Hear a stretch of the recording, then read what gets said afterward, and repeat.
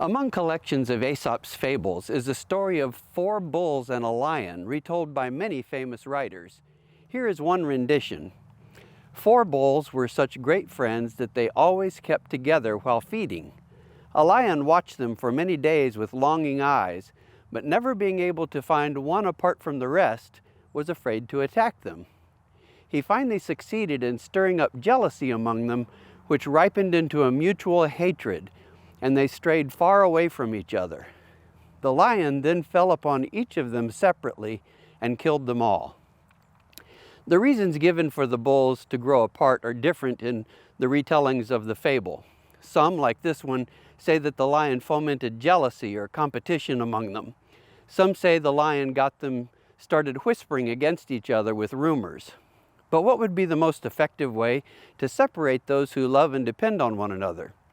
When I did this mental exercise myself, I agreed that jealousy leading to gossip, competition stirring up anger and hatred, or amplifying disagreement, one of the main features of social media, are all among the most destructive tools that our enemies have against us.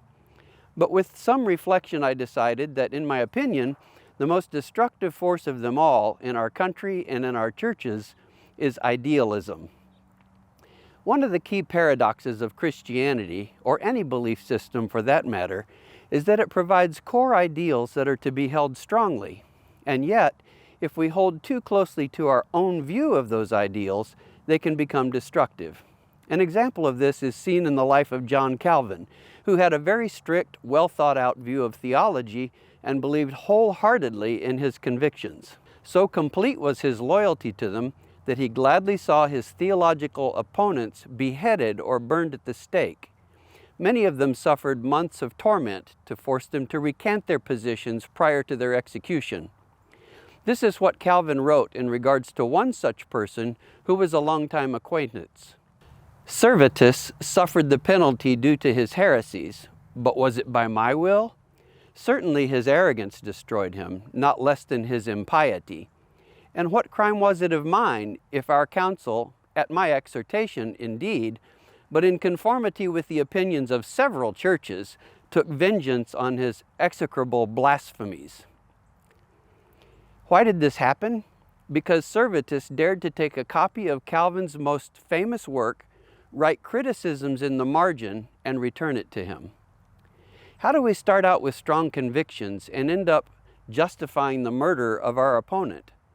It happens when we so thoroughly believe that my way equals God's way, and we willingly forget that God's way was the way of love, mutual respect, toleration, kindness, and humility.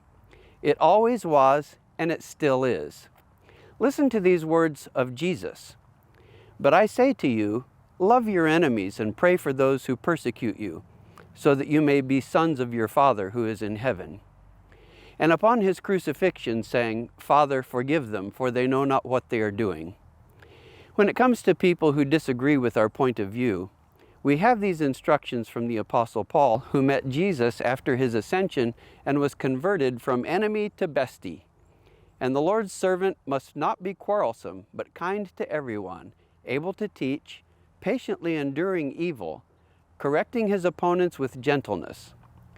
Let's not let our convictions, coupled with our emotions, bring us to act regrettably toward those with whom we disagree.